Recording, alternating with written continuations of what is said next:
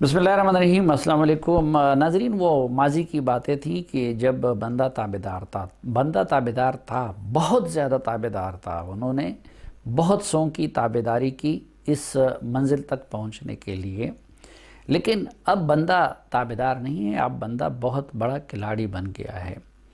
मिसाल ले लीजिए पंजाब की, वहाँ पे सरपरस्तों की या सेलेक्टर्स की या सहूलतकारों की ये ख्वाहिश और कोशिश थी कि पंजाब चूँकि असल मैदान है, इसलिए वहाँ पे तगड़ा वज़ीर आला होना चाहिए, और उनकी पहली तरजीह चौधरी परवेज़ इलाही थे। इसी तरह फवाद चौधरी साहब भी उसके लिए एक मजबूत उम्मीदवार थे। लेकिन बंदे ने पता नहीं कहाँ से बुज़दार साहब को निकाल लिया, और बहुत इसरार करते रहे सहूलतकार भी और सरपरस्त भी कि उनको बदल दिया जाए, क्योंकि कारकर्दगी उनकी सिफर है। ख़ुद पार्टी के अंदर भी बड़ी तनकीद हो रही है। 2 साल हो गए, उन सरपरस्तों ने या उन सहूलतकारों ने हर हरबा आजमा लिया, मिन्नत तरला भी कर लिया, समझाने बुझाने की भी कोशिश की, दबाव भी डाला और भी हरबे इस्तेमाल किए, और बिलाखिर थक हार के अब उन्होंने वो मुतालबा करना भी छोड़ दिया है। लेकिन बंदा मुसर है, बंदा नहीं चाहता कि कोई मजबूत बंदा वहाँ पे वज़ीर आला बने जो उनकी ताबेदारी में मामूली भी कोताही करे। इसलिए पता नहीं कि बुज़दार साहब ने कौन सा जादू चलाया हुआ है, लेकिन बुज़दार साहब ही उनकी चॉइस है। पूरी पार्टी एक तरफ, तमाम सरपरस्त एक तरफ और बुज़दार साहब दूसरी तरफ, लेकिन वो बुज़दार साहब के साथ डटे हुए हैं, और बंदे का ये इसरार है कि वो ऐसी जादू की चड़ी चलाएंगे बुज़दार साहब अगले वक्त में कि सब लोग हैरान रह जाएंगे। इसलिए मैं ये कहता हूँ कि बंदा ताबेदार नहीं, बल्कि बंदा बहुत बड़ा खिलाड़ी है। आप खैबर पख्तूनख्वा की मिसाल ले लीजिए, वहाँ पे परवेज़ खटक साहब वज़ीर आला थे, और परवेज़ खटक साहब उन्हीं के चॉइस थे। लेकिन परवेज़ खटक साहब ने अपना कद भी कुछ बड़ा कर लिया था, और कुछ बड़ी मामूली बातों में उन्होंने बंदे की बातें मानने से इनकार कर दिया था। इसलिए उस वक़्त परवेज़ खटक को कॉर्नर करने के लिए या उनकी निगरानी के लिए या उनको काबू में लाने के लिए उनके बदतरीन मुखालिफ ब्यूरोक्रेट आज़म खान साहब को वहाँ पे एडिशनल चीफ सेक्रेटरी और फिर चीफ सेक्रेटरी लगा दिया गया। अब जब इलेक्शन हुए, हम जैसे तालिब इल्म तो उसको इलेक्शन नहीं मानते, हम तो उसको सिलेक्शन मानते हैं। लेकिन बंदे का तो दावा ये है कि वहाँ पे इलेक्शन हुए हैं। अब अगर वाकई इलेक्शन हुए हैं तो फिर परवेज़ खटक साहब ने ऐसा कारनामा सर अंजाम दिया कि जो कि माजी में किसी ने भी नहीं सर अंजाम दिया था। मसलन खैबर पख्तूनख्वा में कभी भी वो पार्टी दोबारा इक़्तिदार में नहीं आई जिसने पिछले 5 साल हुकूमत की हो। तो एक तो परवेज़ खटक साहब ने फिर वो रिवायत तोड़ दी, और फिर ये कि अपनी सीटें बढ़ा दी और 2/3 मैंडेट तक ले लिया बकौल इनके।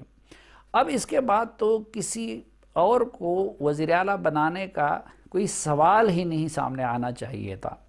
लेकिन चूँकि बंदा उनसे नाराज़ था, इसलिए उनकी बजाय वहाँ पर भी एक गुमनाम और शरीफ बंदे को निकाला गया, जिनको हम बुज़दार प्लस कहते हैं, क्योंकि ये कुछ ना करने या अपना इख्तियार ना चलाने या नाअहली के हवालों से मेरे ख़्याल में वो बुज़दार साहब से 2 कदम आगे है। लेकिन बुज़दार साहब का ज़िक्र बहुत होता है, तो वहाँ पे बुज़दार प्लस को वज़ीर आला बना दिया गया।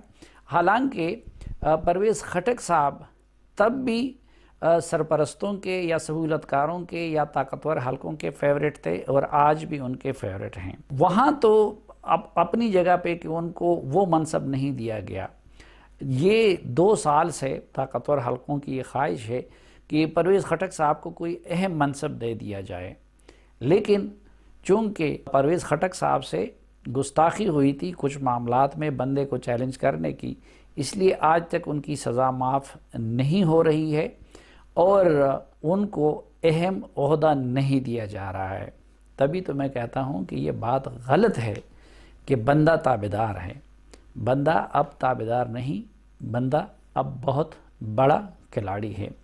ابھی ریسنٹ تقرریوں کی مثال لے لیجئے۔ آپ جانتے ہیں کہ یہ حکومت صرف اور صرف میڈیا کے زور سے چلنا چاہتی ہے، اور زمین پہ کچھ بھی ہو لیکن بندے کی ترجیح یہ ہوتی ہے کہ میڈیا میں تاثر اچھا آئے۔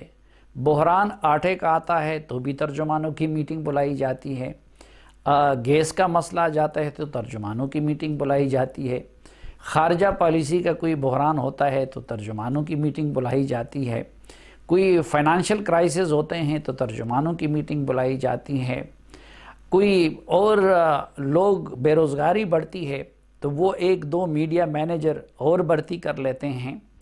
تو اس سلسلے میں پہلے آفر کی گئی مختلف لوگوں کو، لیکن وہ اس وزارت کو لینے کے لیے تیار نہیں تھے، تو شبلی فراز صاحب کو تو وہاں پہ وزیر اطلاعات بنا دیا گیا۔ لیکن اب وزیر داخلہ کے لیے سرپرستوں کی یہ خواہش تھی اور یہ کوشش تھی کہ پرویز خٹک صاحب وزیر داخلہ بنیں، اور دوسری ترجیح وہ فواد چودھری صاحب تھے۔ تو جو سرپرست تھے یا جو طاقتور حلقے تھے ان کی طرف سے ان دونوں کے لیے دباؤ ڈالا جا رہا تھا، لیکن اچانک بندے نے شیخ رشید صاحب کو وہ منصب سونپ دی۔ اس لیے میں یہ کہتا ہوں کہ بندہ اتنا بھی تابعدار نہیں ہے، وہ تابعدار نہیں بلکہ بہت بڑا کھلاڑی ہے۔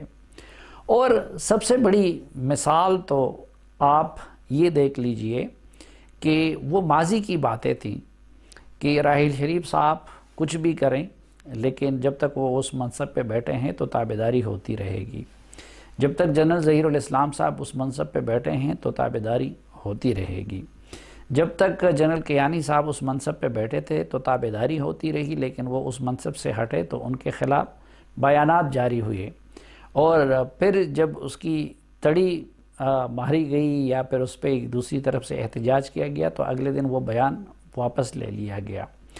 تو وہ ظاہری تابعداری تو اپنی جگہ پہ، لیکن آپ دیکھ لیجئے یہ ہوشیاری کہ پہلے آرمی چیف کے ایکسٹینشن کے نوٹیفیکیشن پے در پہ جان بوجھ کر ایسے کرائے گئے کہ اس کو بہت بڑا تنازع بنا دیا گیا۔